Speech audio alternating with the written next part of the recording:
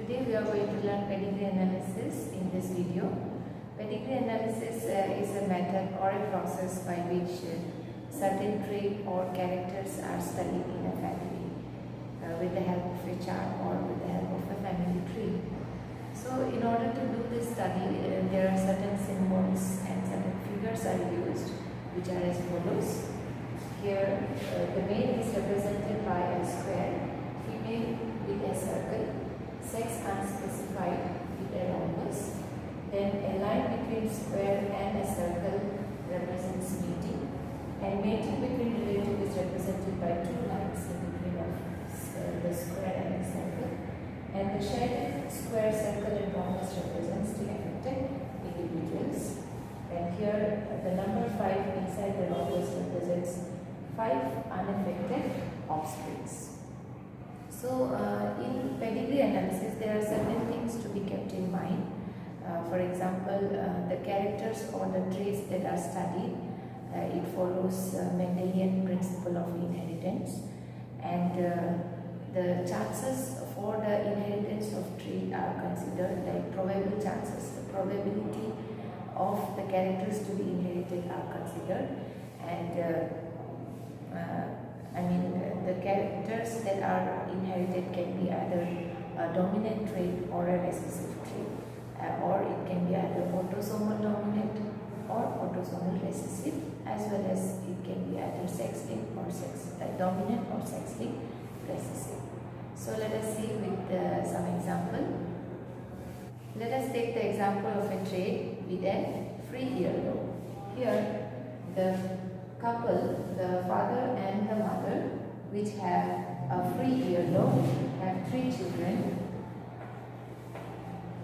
1 son, 1 daughter and 1 more son. So out of the 3 children, one of the daughter has a fused earlobe, right? The shaded one of the daughter has a fused earlobe, which when married to a man with a free earlobe and has 2 children, 1 daughter and a son, which have a free earlobe, right? On the other hand, one of the son which got married to a woman with a free earlobe, but it is seen that one of the son of this couple or one of the grandchildren of this parent has a fused earlobe, right? Whereas the other son which got married to a woman which has a free earlobe has 2 children, 1 daughter and 2 sons with a free earlobe. So in this case you can see parents do not have it, but one of the children have it. Here the girl of this parent, that is the father and the mother, has a daughter with a fused earlobe. Whereas the mother here, which has 2 children, 1 son and 1 daughter, both of them have a free earlobe. Means parents may have it, but children do not have it.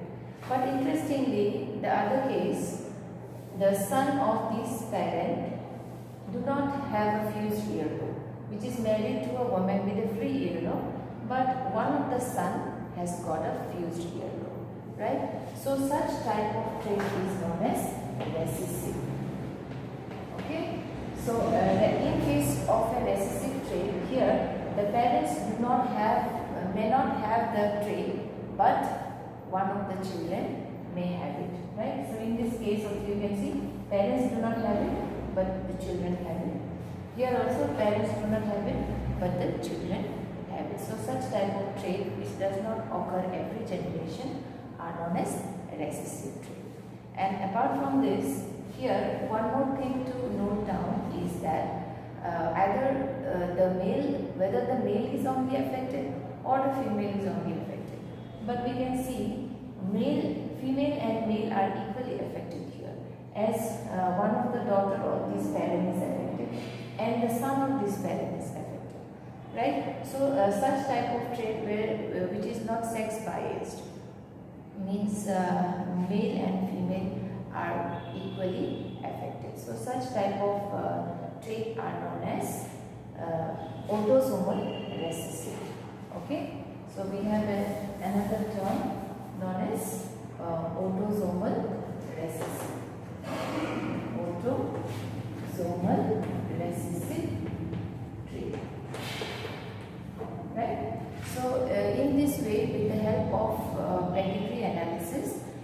certain trait or maybe a disorder can be studied in a family. Okay, so there are some examples of an autosomal recessive trait, for example, sickle cell anemia. Sickle cell anemia, where the RBC cell, instead of spherical in its structure, it becomes sickle shape. So sickle cell anemia is also an autosomal recessive trait. Okay, so in this way the trait can be studied. Let us consider the disease called hemophilia, which is a sex-linked recessive disorder. Means here only the males are affected and female are the carrier. Here you can see the male as it carries the X and Y chromosome, and female carries X and X chromosome. So since this female is a carrier, one of the X will be affected. So I am denoting with a small h with one of the X.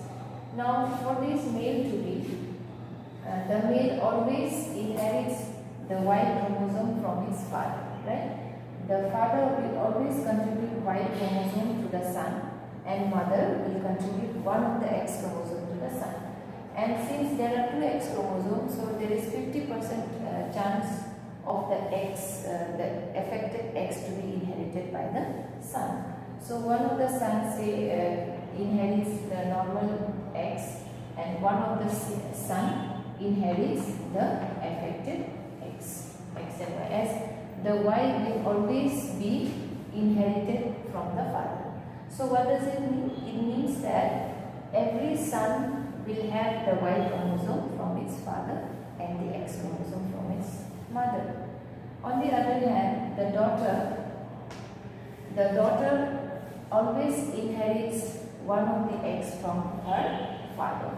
So one of the X from her father will be inherited, which is unaffected, and one of the X from the mother. As one of the X of the mother is affected, so either it can be unaffected in one case, or in the other case, one of the daughter may have one normal X from the father and an affected X from the mother. So these are the possibilities. So in this case, you can see that this son will not be affected as the X is unaffected. The daughter is unaffected, but one of the daughter becomes the carrier. Right? One of the daughter becomes the carrier, whereas the son will be affected in this case. Right? Will be affected in this case, as the son carries only one X chromosome, and the X chromosome here is the affected one. So certainly one of the son of this parent will be affected with hemophilia. Right? One of the son will be affected with hemophilia. Now, as this daughter is unaffected, so if it marries to a male which is normal, certainly they will have children which are not affected, right? But the carrier daughter, if she marries a male which is normal, there is a chance that the son may be affected. If there are two sons, then there is a chance that one of the son may be affected, because the father to their son gives only the Y chromosome, but one of the X which is affected may be inherited by one of the son, but the daughter remains unaffected, one of the daughter. Why it will remain unaffected? Because it will inherit the normal X of the father and the normal X from the mother. This X can be either normal or it can be affected, it depends. If one of the X is affected, then the daughter will be a carrier again in this case, right? Whereas in the third case, in case of the affected son, if she marries to a girl which is normal, say, which is normal, right? So what is the possibility of this case? If he marries a girl which is normal, then one of the X from the mother, suppose the daughter, one of the X from the mother, the daughter always inherits one of the X from its father. So it will be X and affected. One of the X is affected. whereas the son, it will inherit the Y from its father and one of the X from the mother. So in this case, as mother is neither a carrier nor affected, so none of her son will be affected, right? So in this case, none of the son will be affected, as the son will always inherit the Y from its father, as father is affected, whereas mother is neither affected nor carrier. So in this case, the son will never be affected with hemophilia. But their daughters, there is a 50% chance that the daughter can be a carrier, as because 50% chance means 100% chance. So in this case, 100% chance that the mother, the daughter would be a carrier of his father. If father is affected, means all of his daughter will be a carrier, as the father has only one X chromosome which is affected, and that affected X chromosome will be inherited by his daughters, right? So in this way, we can, with the help of such analysis, we can work out the possibility of whether it can be affected or whether the trait will be transmitted in the next generation or not, right? So in this way, we can avoid certain disorders like thalassemia, sickle cell anemia, or the hemophilia, cystic fibrosis, myotonic dystrophy, phenylketonuria, etc. So this is the reason why pedigree analysis is of great importance in order to rule out whether the marriages can happen or not, whether there is any possibility for that particular disease to occur in their offspring in the next generation, right? So this is about sex-linked recessive. As we have already discussed about autosomal recessive, like the sickle cell anemia, which is not sex biased, means the male and female are equally affected. But in sex-linked recessive, here only the males are affected and the female remains as a carrier. So in this case also, here you can see the males are affected. Here also, in this generation also, the male is affected, and here also male is affected. And why it is recessive? Sex-linked, how we identify that it is a sex-linked? Because in such case, only the male, either male or the female will be affected, not both of them. So with this we can conclude that it's a sex-linked. And to understand whether it's a recessive or dominant, how we find out? We find out by looking at this. Here you can see the parents do not have the disorder, or the parents are not affected, but one of the son is affected, right? Here also the parents have it, father have it, but the sons do not have the disease, or the sons are never affected, and daughters are also not affected, but daughter can be a carrier in case if the daughter, or if the woman that he married is an unaffected woman. Suppose if one of the affected son is married to a woman which is a carrier. This woman is a carrier, whereas the son is affected, X and Y. Son is affected. So what is the possibility? If this couple has two daughters and suppose a son, then as son inherits Y from the father and X from the mother. So this son may inherit either normal X. If there is one more son, then this son may inherit the carrier X. Two possibilities. Likewise, in this case also, for a daughter, the X is always inherited by the daughter. So the affected X is inherited. Will always be, both the daughter will inherit the affected X. But since the mother is a carrier, so mother may give either a normal X or an affected X. So with this, how can we find out? Here this male will be affected, right? Here the male will be affected, and here the female will be affected in this case, right?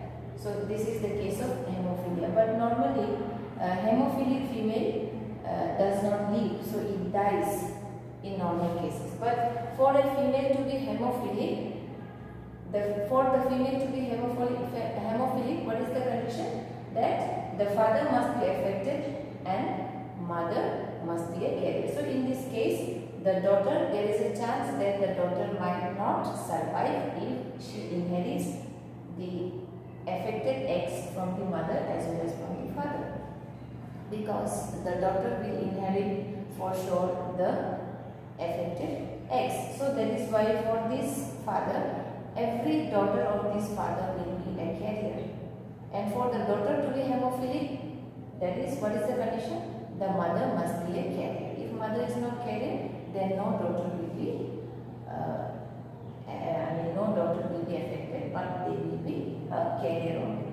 So in this way, we can rule out and we can prevent from such incidents, right? Because in this case, if father is hemophilic and mother is a carrier, then definitely to them their daughter is at risk. Their daughter might not survive. So this is the case. Okay. Whereas every daughter will be a carrier, of course, for an affected father, and the son, in this case, if the mother is a carrier, the son either, if mother is a carrier, the son either is affected or is not affected. So there is two possibilities. Either the son will be affected or not affected, as mother is a carrier. So these are different possibilities of the disease called hemophilia. So in such disease or in hemophilia, it loses the property of clotting of blood. So if there is a minor cut or an injury, the blood does not stop, it continues to flow. Okay, so that is the disorder. So in this way, we can find out the possibility of the occurrence of certain genetic disorder in a family. And recessive disorder is more common where the marriages are among the relatives or between the relatives. Okay, so that's why marriages between the relatives are not considered or not suggestible, or they are not advised. In fact, that is the reason why. Because some defective genes may transmit, as recessive allele or recessive disorder can occur only when they are in a homozygous condition, means only when both the genes are expressed together, or only when both the genes comes together, as in case of hemophilia in female. As male, there is only one X chromosome, that is why single affected X chromosome is enough for the male to develop hemophilia, right? So that is about sex-linked recessive and autosomal recessive disorder. So with this, thank you so much.